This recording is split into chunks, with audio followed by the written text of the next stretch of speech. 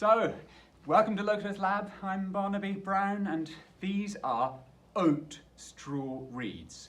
So I'm going to share a discovery that is not only, well, it's significant because we've been working in the aulos revival trying to get better reeds for over a decade now, and less than a week ago, Marco Sciascia was desperately wanting a new pair of reeds because he'd been playing the same reeds for years and years and years, perhaps 7 years, and finally they'd come to the end of their life.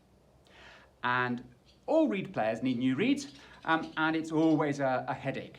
So the voyage with the aulos revival has been from Marundo Donax, or plastic, to Phragmites, and now, less than a week ago, oat straw.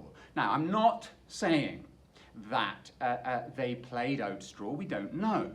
What I am saying, and this is thanks to Marco Sciascia, they could have played oat straw. As you heard there, it works perfectly well, and what is exciting for aulos players is that the time frame is reduced from months or a year to a week.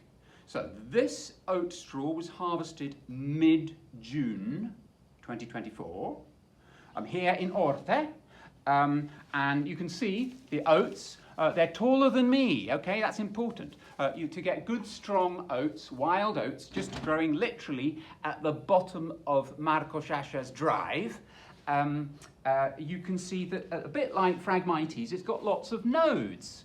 So down at the bottom, you might have short nodes, and often there's a bit wonky and bent at the bottom, and then as you go up, the nodes get longer.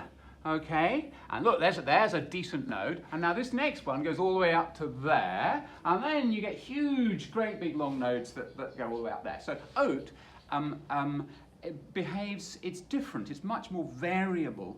This year seems to be an excellent year in that we've been harvesting oats for, well, 4 years now for ancient Egyptian pipes.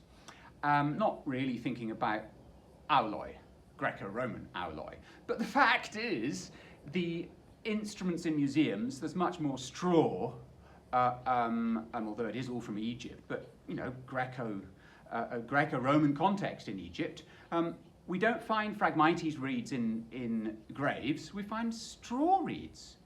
So let's give it a go. And sure enough, I played these reeds in concert in Tarquinia, just 3 concerts, and they did me very well. I couldn't believe it. You know, the idea of playing reeds that were only made a couple of days before the concert.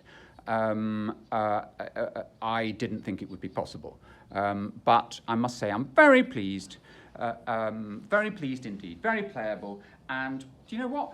I haven't put the reed caps on. I'm going to leave them with the reed caps off and see what they're like in 5 minutes' time. I made a pair the next day. Okay, so these were made three days ago, and they're a bit wider. And these are too flat for Louvre. Okay, they might well work beautifully in a Pompeii or a Meroe aulos, just on the basis that they're too flat for the Louvre.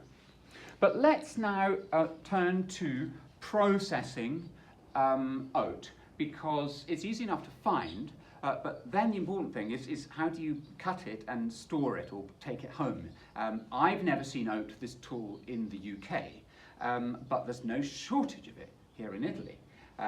This box here is what Marco Sciascia harvested in mid-June, and I think it's going to be superior. I'm very interested by the fact it's whiter than the stuff that I harvested this morning, okay? This is all golden, and that's because it's had another 3 weeks in this very hot sun. Okay, it's 37 degrees today, degrees Celsius that is. And this was harvested 3 weeks ago, mid-June, when it was still a bit green. And rather than being sun-cured, it's been indoors, gently drying out. whereas I left mine out in this blazing sunshine for a few hours this morning, and I think that's a mistake. I think probably you want to harvest it ideally when it's green but full grown or just beginning to turn golden, rather than when it's already broken and damaged and fully cooked, you might say. So let's look at the tools you might use. If you're going to harvest oat straw, you need something sharp. You could use snips. These are bonsai snips. You could use an ordinary pair of scissors, nice sharp pair of scissors, or my favourite tool, a Wolfcraft precision cutter. Okay, this has a standard blade, and I would vote for this item. And so let's just see how many internodal sections we can get from an oat straw that is taller than me. Okay, and I'm 1 metre 86, so that might be 1 metre 90. When I'm cutting it, I get right down and cut it as close to the ground as you can. And now, sort of storing it, what I'm going to do is, you'll notice that there's an area where there's just a dip. Okay, you get to the top of the node, and on either side of that node, there's a little dip. And I'm going to suggest always cutting it at the narrowest part, and that tends to be just above. You can cut it just below, and the reason to cut it here is it's the thickest part and it's least likely to break, okay? The reason to cut it when it's still a little bit green is because it's softer and you're less likely to get that split, which means you can't make a reed out of it, okay? Avoiding splits is the key thing. So literally, it's cutting at the narrowest part of the node, removing the leaf. Snip. Remove. So that was 2, 3. There you can see that one's quite brown there. So I'm going to cut it in the middle of the brown section. 4. This one's a bit longer, very golden. 5. 6. And the last one, I would use that for learning to circular breathe. These long straws with the thinner smaller diameter, brilliant for circular breathing workshops, so I'll put that separately there. Okay, so let's just see this next one, how that does. Okay, this one's quite wonky at the end, and it's quite curvy there, all right, so, but I'm not going to, it's tempting to trim it there. The reason not to do that is you'll split it, unless it's green and nice and soft. So I'll, in fact, that's the root there, plucked from the ground. I might sort of trim off the root, but I have learned from experience that if you snip it there, it'll split, okay? With this stuff, at least, that's been sunbaked. So I'm just going to leave that curve, and I'll cut it with a scalpel, or I'll soak it and cut it when it's soaked, rather than breaking or allowing a crack to form, which weakens the oat. So 1, 2, 3, wonderful. 4, 5,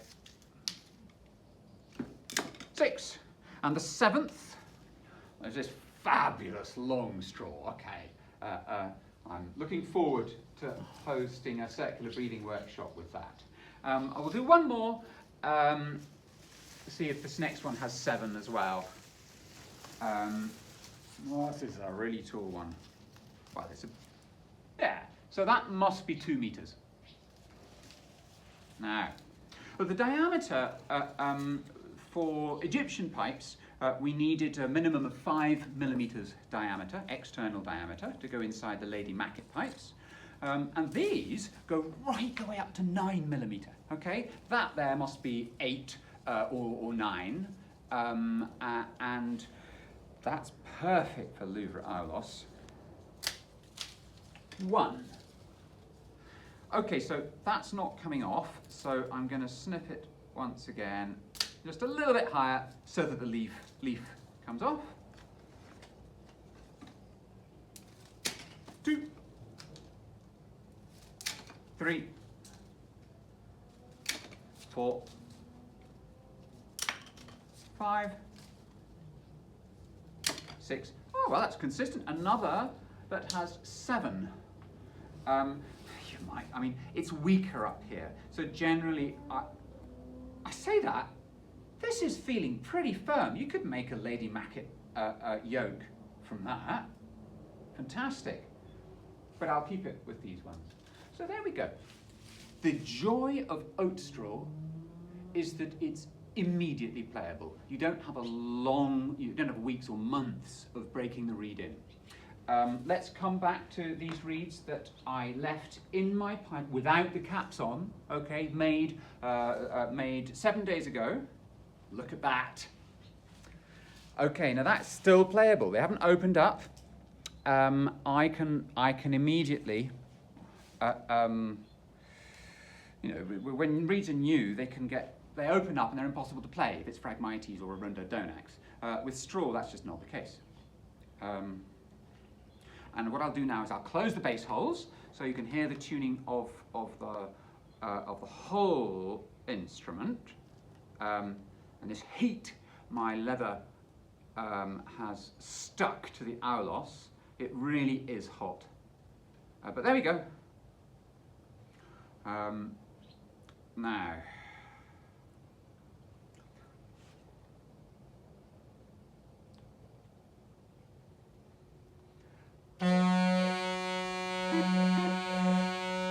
very important when tuning a Louvre aulos, it's the ring finger that gives the octave.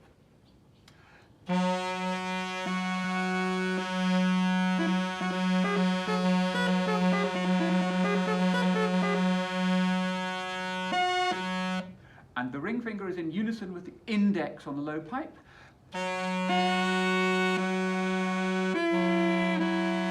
And the thumb on the low pipe is in unison with the pinky on the high pipe.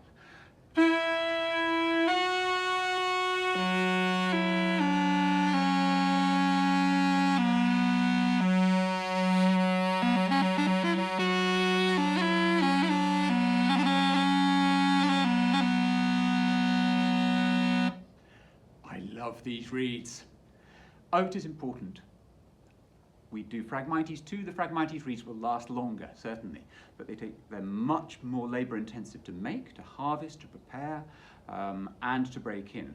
Oat is kind of instant success, and I'd be amazed if they didn't play oat in antiquity. Thank you for watching.